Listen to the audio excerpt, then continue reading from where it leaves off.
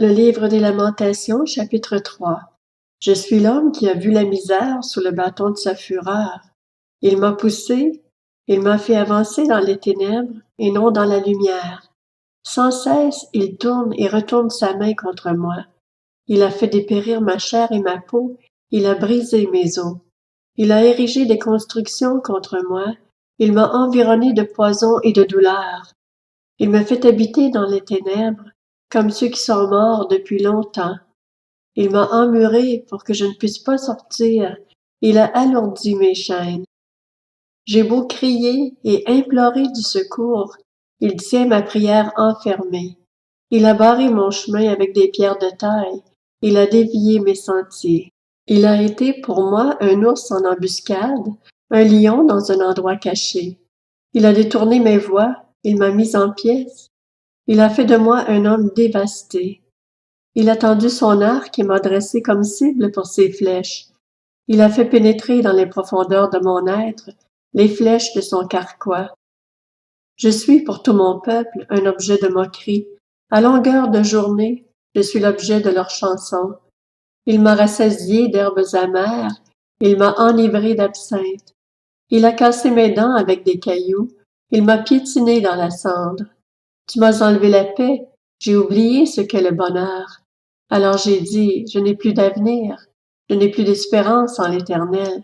Souviens-toi de ma détresse et de ma misère, de l'absinthe et du poison. Moi, je m'en souviens bien et je sombre. Voici ce que je veux méditer pour garder espoir. Les bontés de l'Éternel ne sont pas épuisées. Ses compassions ne prennent pas fin. Elles se renouvellent chaque matin.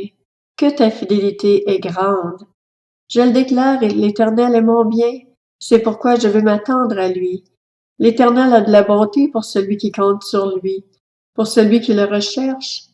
Il est bon d'attendre en silence le secours de l'Éternel. Il est bon pour l'homme de devoir se plier à des contraintes dans sa jeunesse.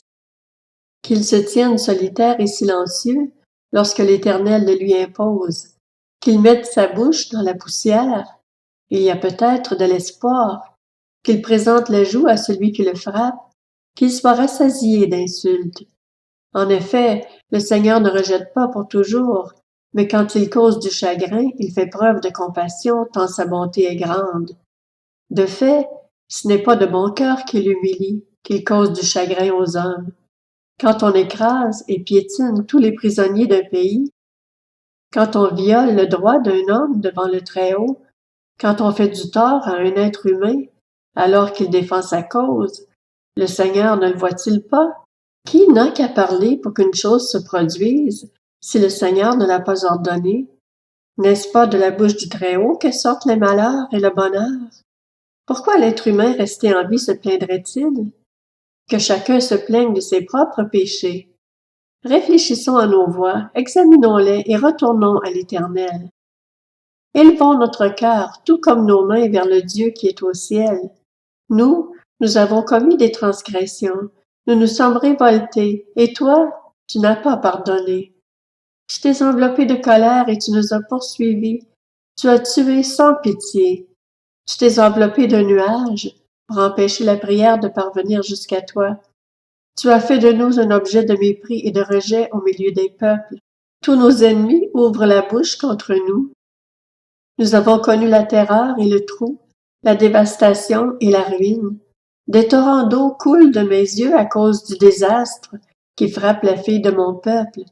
Mon œil fond en larmes, sans repos, sans répit, jusqu'à ce que l'Éternel regarde et voie du haut du ciel.